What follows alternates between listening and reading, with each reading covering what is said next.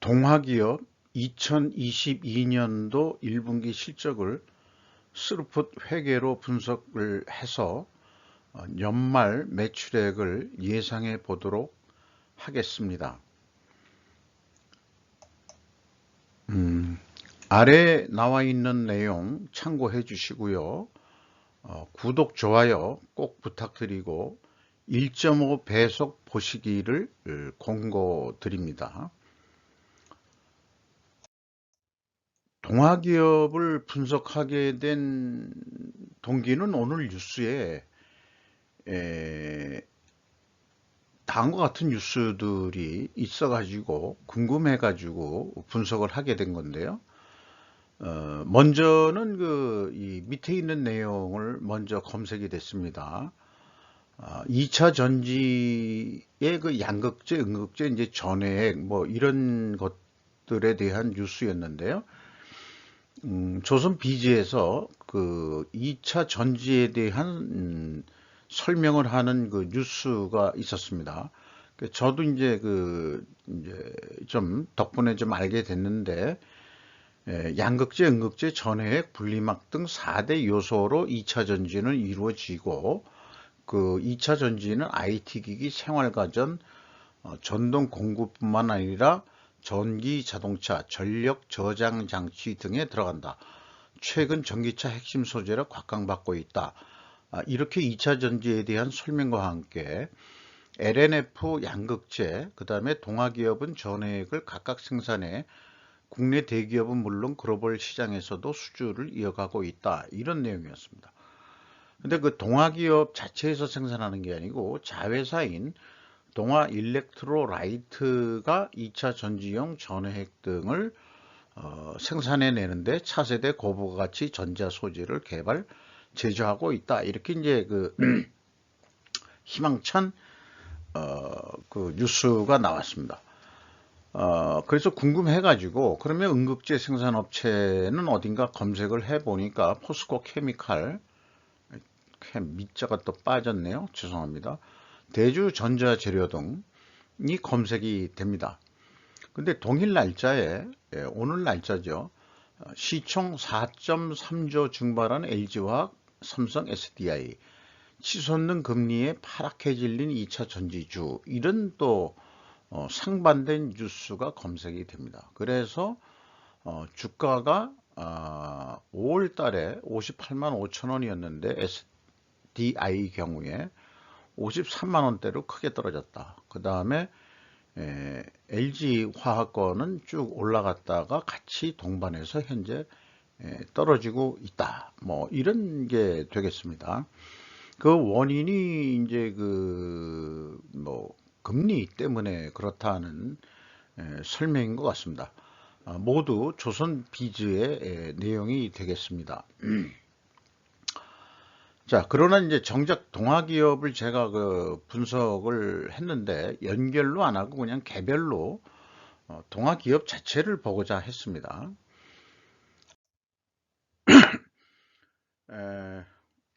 그 분석 내용을 넘어가기 전에 스루프 분석을 하는데 어떤 핵심 내용을 좀 더 추가해서 설명드리고자 합니다.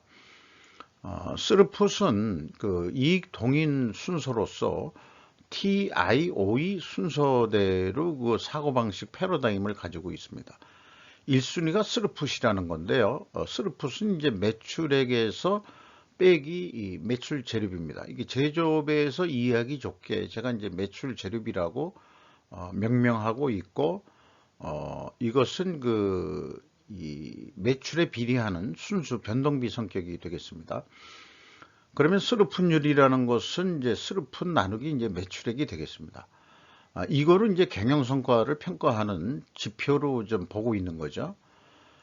그래서 스루풋을 올리는 방법은 판매 가격 인상이나 매출에 비례하는 변동하는 변동비로서의 재료비를 낮춘다는 것은 갑질을 하겠다는 의미이다. 판매 가격 인상은 인상이고 재료비를 낮춘다는 것은 갑질을 하겠다는 의미다. 왜 이런 표현을 했냐고 그러면은 2021년하고 2022년도 현재까지 국제 원자재 가격 등의 그 상승 등으로 국내 업체들은 원재료 가격이 모두 그 급상승하는 그런 압력을 받고 있기 때문입니다. 그래서 재료비 인상률보다 판매 가격 인상률을 올려야 된다. 그런 많은 기업들이 이 원재료 인상률보다는 판매 가격을 그 경쟁 관계 때문에 그렇게 많이 못 올리고 있기 때문에 1분기 실적들이 대부분 저조한 것으로 그렇게 분석이 됩니다. 이 순위가 이제 인벤토리 이 회전율, 재고 회전율인데요. 재고 회전율은 매출원가 나누기 기말 가공비 배부 재고 자산으로 그 산출을 하고 있습니다. 평균 재고로 하지 않는 이유는 분식 여부를 비교하기 위해서이다. 이것은 이제 이 개별 그 기업 사안 때 구체적인 내용들을 좀 말씀드릴 수 있을 거고요. WCAI 재고 회전율을 상승시킨다는 목표는 매출 증가로서 판매 가격 인상이나 판매량 증가를 의미하며 또한 실제적으로 과잉 재고를 관리하는 재고 관리 방법에 의해서 2순위 평가 지표로 개발을 한 것입니다.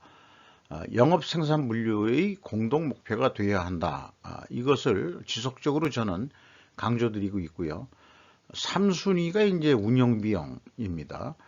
가공비 플러스 이제 판매 관리비가 되겠는데 5위 운영 비용은 고정비 성격으로 인식을 하고 있습니다. 인건비 또한 같습니다. 원가 회계에서 변동비와 고정비로 나누어서 그렇게 그 접근하는 그런 것도 있지만 원가 회계에서는 그 인건비를 변동비 성격으로 그 인식해가지고 분석하는 경우가 다반사인 것 같은데요. 스르풋 손익에서는 인건비는 무조건 그 고정비 성격화 됐다고 보고 고정비로 집어넣고 있습니다. 따라서 그 매출의 순수 변동하는 그 변동비로서는 이 원재료인 매출 재료비 외에는 변동비로서 원칙적으로 인정을 하지 않고 있습니다. 그리고 또한 운영비용의 이 낭비 제거라든지 절감이라는 것은 3순위로 그 접근하지 결코 원가회계처럼 원가회계 패러다임처럼 1순위로 원가 절감을 강조하지 않는 게 스루풋 회계의 또 특징이라고 할 수 있겠습니다. 이렇게 이제 그 스루풋 회계에 대한 TIO에 대한 우선순위를 설명드리고 다음 장으로 넘어가도록 하겠습니다. 주가는 81,100원으로서 2021년 말보다 18,700원이 떨어졌습니다. 장부 가격 대비율은 220%로서요. 2021년 말보다는 62%가 하락을 했습니다. 시가총액은 1조 4천억 원대고 이것도 한 3,418억 원이 그 시가총액이 없어졌습니다. 그리고 ESG 기업 가치로는 1조 7천억 원대로서 이것도 3,348억 원대가 하락을 했습니다. 5% 이상 주주명을 보면은요, 그 동아 인터내셔널이라는 기업이 49.12%를 가지고 있고 거기에 그 대표로 계신 승은호 씨라는 분이 9.17%입니다. 이게 두 개를 합치면은 그 58.3%에 가깝거든요. 그런데 이제 네이버 그 외국인 지분율 정보를 보면은 외국인 지분율이 42.65입니다. 58.3에서 이렇게 하면 100%가 넘어버리거든요. 이게 이제 이게 뭐 좀 안 맞아 떨어지는데 어쨌든 그러면은 일반 그 주주들이 소액 투자자들이 투자할 말하자면 이 주식이 돌아가는 주식 수가 그 시장에 거의 없다. 이렇게 이제 봐질 수 있는 거겠어요. 그래서 제 생각에는 동아 인터내셔널이 한국 국적의 기업이 아닌 아닌 것 같다 하는 생각이 좀 들고 있습니다. 정한 여기까지 뭐 추적을 좀 뭐 할 시간은 없었고, 차관 그 현재 지분율이 꽤 이렇게 돼 있다 하는 것만 일단 소개를 해드리고 넘어가는 것으로 하겠습니다. 손익 내용에 와서 1분기 매출액이 1290억 원을 했는데 전년 동기 대비 16.3%가 증가했고요. 매출에 비례하는 매출 재료비는 29.7%가 상승했습니다. 증가했습니다. 이것은 이제 결국 이것만 보더라도 스르프 그 손익은 원재료 가격이 상승을 한 모양이다라고 추정을 쉽게 할 수 있습니다. 스르프시 그래서 5.8%뿐이 상승을 안 했습니다.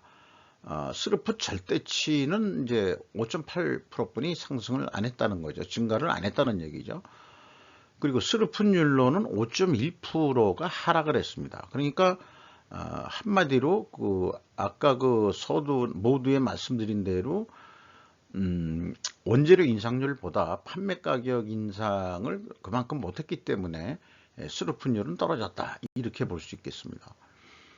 운영 비용은 8.2%가 또 증가를 했죠. 그래서 결과적으로 TOE 생산성은 1.30으로서 전년 동기 대비 0.03포인트 하락을 했습니다. 스르픈 영업이익은 150억 원으로서 1%가 감소를 했고요. 원가회계 영업이익보다는 14억 원이 이 작은 수치입니다. 이것은 가공비 배부 재고 자산이 증가했기 때문입니다. 재고 자산 내역을 보면은요, 가공비 배부 재고 자산이 39억 7천만 원이 증가를 했습니다. 전체 재고는 66억 원이 증가를 했습니다.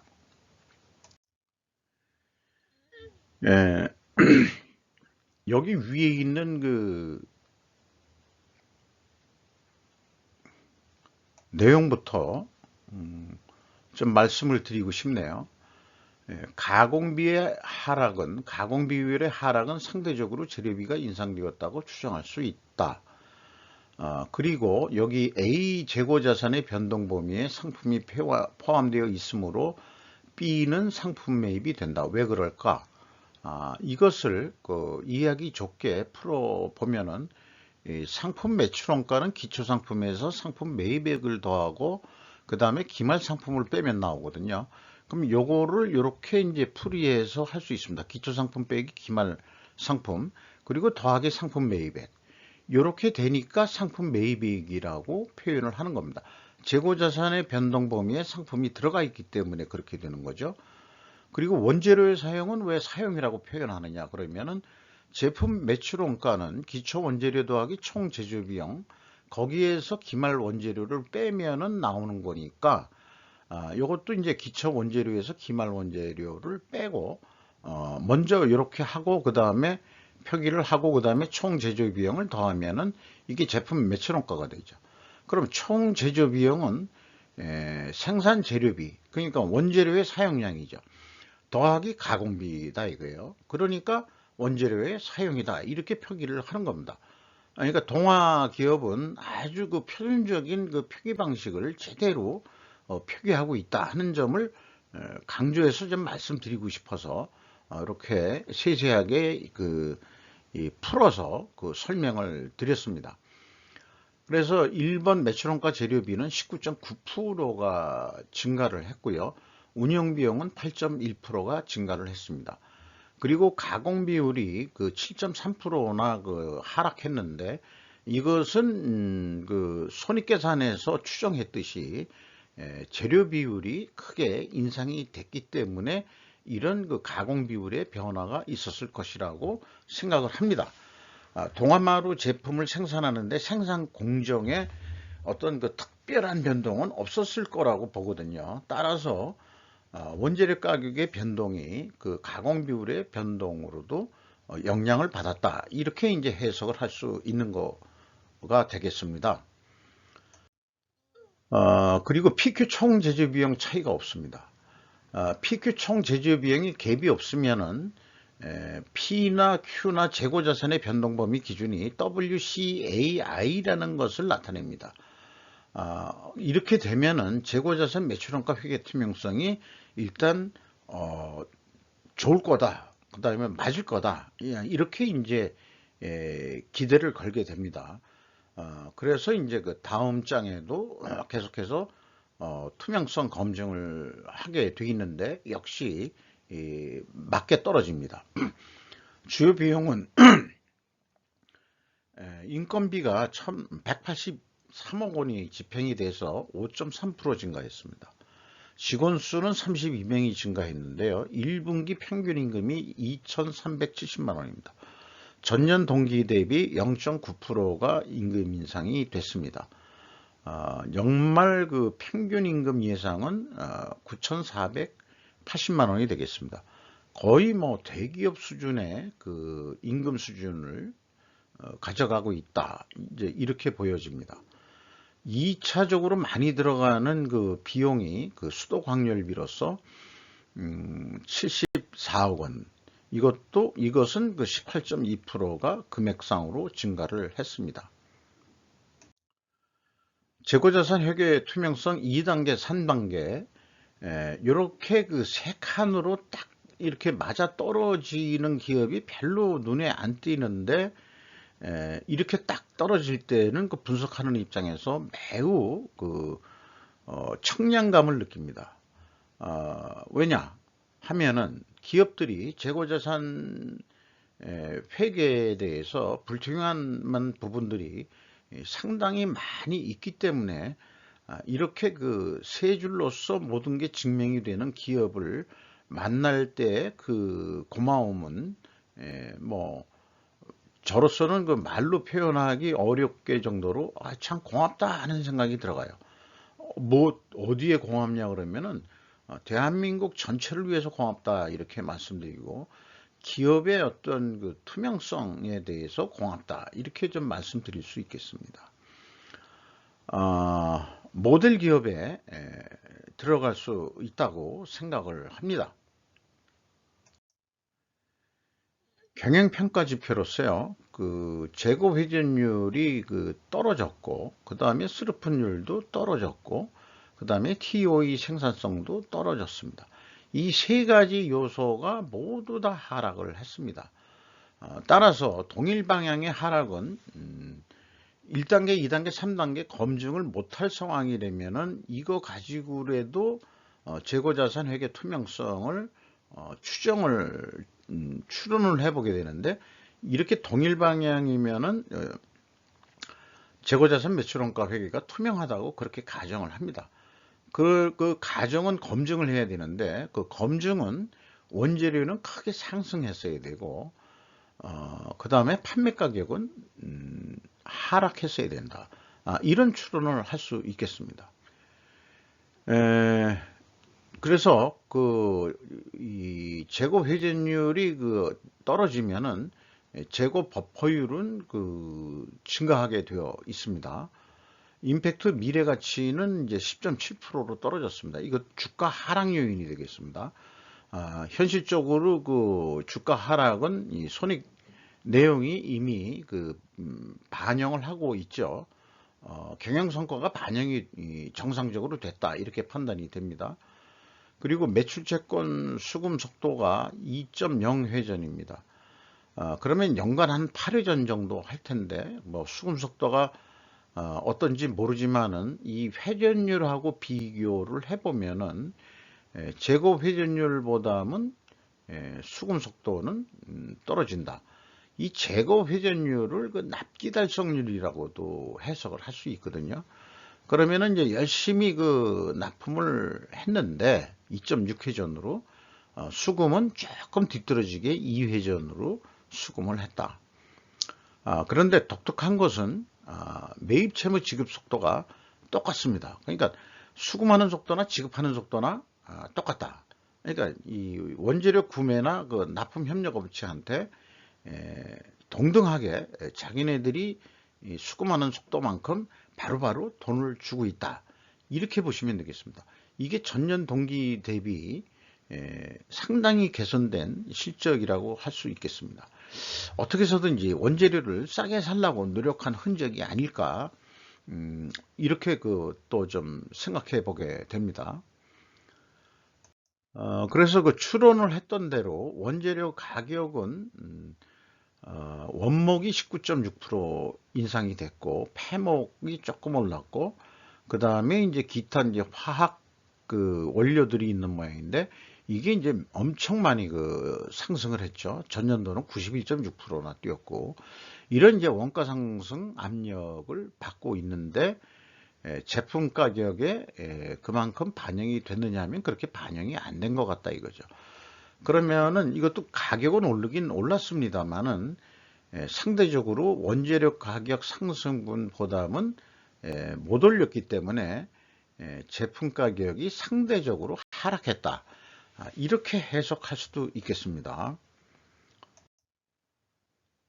현금 재무지표로요, 그 캐펙스 자본적 투자가 338억 원이 산출이 되는데, 그 내용이 무엇일까 추적을 해보면은, 유형자산이나, 뭐, 종속기업 투자에 그렇게 돈이 나간 게 아니고, 기타 금융자산이라는 거에 303억 원이 증가된 거로 나옵니다. 그러면 기타 금융자산이 뭐냐 하면 구체적으로 이게 무엇인지는 나오질 않습니다. 주석 내용에도. 그냥 그 기타 금융자산만 표현으로 하고 있습니다. 이런 게 조금 더 아쉬움인데, 기타 금융자산이 그럼 뭐냐? 그러면은 은행권에 들어가 있는 금융자산이 아닌 것이긴 한데, 그럼 누구한테 돈을 빌려준 건지, 선거금을 준 건지, 또 그런 성격이 이제 기타 금융자산일 거거든요. 근데 이런 금액이 크게 300억이나 나갔다, 증가했다. 이런 게 구체적으로는 저도 밝혀져야 될 부분이라고 생각합니다. 이 점은 좀 조금 아쉬운 점이라고 할 수 있겠습니다. 기업 어떤 그 내용을 공개하는 데 있어서. 투하자본에 대한 그 종속기업 비율은 56.6%로 50%가 넘으면 거의 뭐 지주회사 성격이 되는 거죠. 그래서 그 산하에 아까 얘기한 전해획을 만들어내는 동아 일렉트로 뭐 라이트인가요? 그런 회사도 있고 등등 여러 군데 해외에도 있고 국내에도 있고 그런 종속기업들이 꽤 많이 있습니다. EAT, 이 세후 현금 순이익을 이 분석 내용을 하기 전에 이제 그 시사 상식으로서 북 리뷰를 한 내용이 있는데 이익은 무엇인가 해서 그 저자들은 세후 현금 순이익을 1순위로 이익의 어떤 그 평가 지표로 그 선정을 하고 있습니다. 그런데 이제 저는 한 발 더 나가서 세후 현금 순이익으로 이미 하고 있죠. 이게 이제 303억 원이 나오는데 전년 동기 대비 0.3% 증가한 3.1%가 되겠습니다. 이것은 역으로 또 주가가 상승할 수 있는 요인이거든요. 그렇습니다. 그 다음에 이제 채권자한테 29억 원을 갚아가지고 이자 부채 레버리지율은 31.4%로 하락을 했습니다. 그리고 주주잉여 현금 흐름은 2,300만 원이 거꾸로 들어온 금액이 되겠습니다. 최종 FEM 50억 원의 현금이 유출이 됐습니다. 현금 버퍼율, 리스크 대비 현금 버퍼율은 3.4%로서 크게 하락을 했습니다. 요게 조금 문제가 되긴 되네요. 좀 안정선은 이 수금 속도하고 좀 비례를 해서 어떤 가이드라인이 있을 수 있는데 너무 좀 약하게 가지고 있습니다. 이익 잉여금률은 7,724%로서 매우 그 내부 저축이 유보액이 상당히 여축을 해가고 있다. 이렇게 볼 수 있는 거죠. 전년 동기 대비 191.1%가 상승했습니다. 이렇게 해서 연말 얼마나 매출을 일으킬 거냐라고 보면은 뭐 저라고 뭐 특별한 재주가 있는 게 아니고요. 선형으로 이 1분기 거를 100으로 봤을 때 4배를 해야 되니까 플러스 300%를 해가지고 산출해 냅니다. 매출원가를요.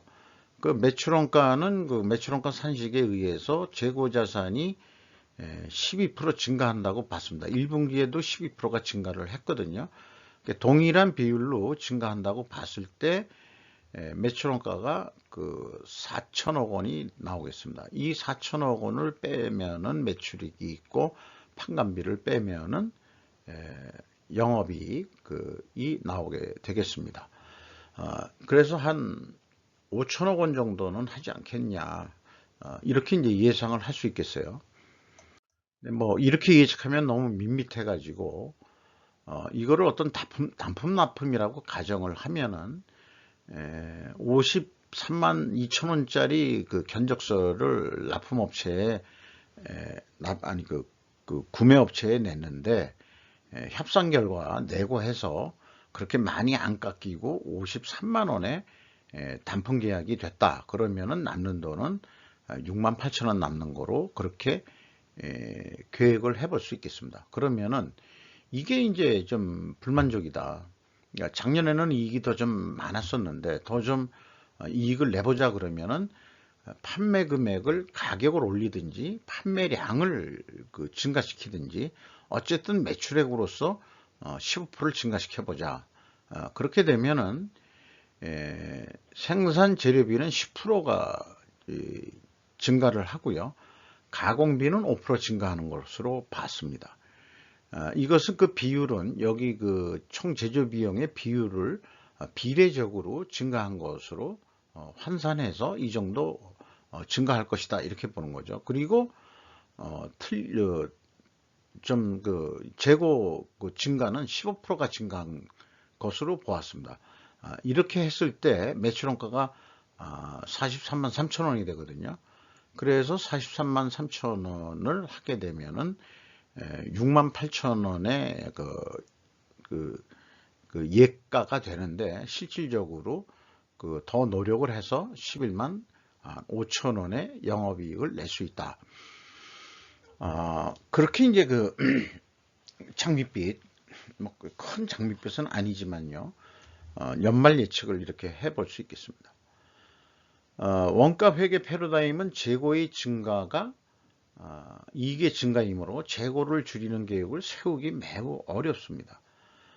매출 15% 증가를 추가 목표로 했을 때 재고도 15% 증가하는 것으로 가정을 할 수밖에 없는 것이죠. 그래서 자, 그렇다면은 스루풋으로 분석을 하니까 스루풋은 어떻게 예상하느냐? 스루풋도 여긴 말로는 이제 비선형 함수로 했는데 비선형 함수가 이제 스루풋률하고 그 다음에 재고 회전율 두 가지거든요. 이것이 변동이 있다면은 그 비선형으로 변동을 할 것이다.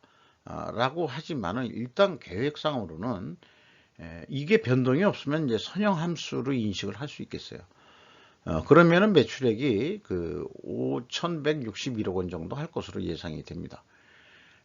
또 하나의 그 매출 예상 방법은 손익분기점 방식인데 손익분기점 산식에서 목표 이익만 플러스 해가지고 그것을 스루풋율로 나오면은 이것도 5,161억 원 거의 유사하게 나오게 되겠습니다.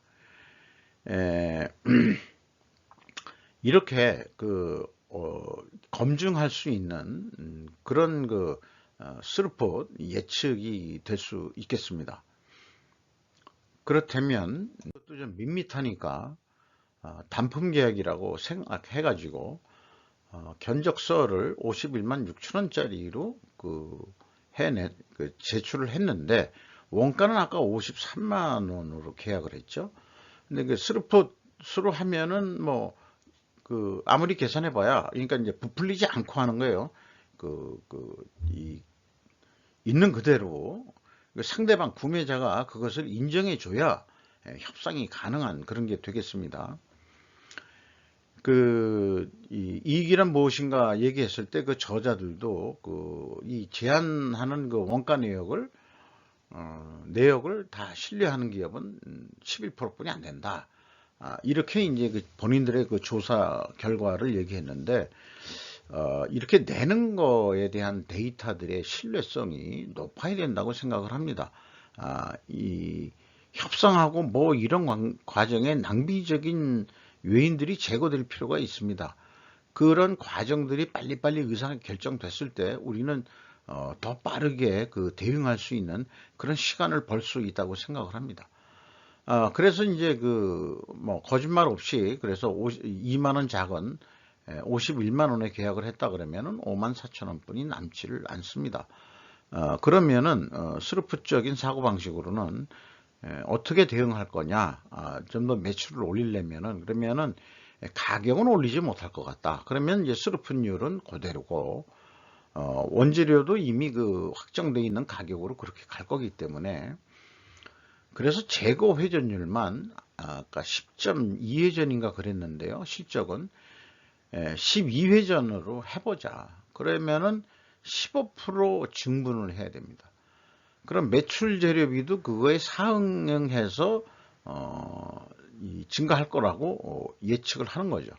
그래서 이제 매출 재료비 이렇게 증가분을 계산을 하고, 가공비도 그렇게 계산을 하고, 판매 관리비도 여기 비율만큼 영향을 증분율에 대해서 각각의 영향을 받았다. 이렇게 이제 산출을 하면은 66만 2천 원에 매출한 그런 효과가 나올 수 있겠습니다. 추가 매출이라고 볼 수도 있겠죠. 그러면 영업이익은 66만 2천 원짜리 팔아서 12만 2,500원의 이익을 낼 수 있겠다. 핵심적으로 계속해서 저는 재고 회전율이 올려야 된다.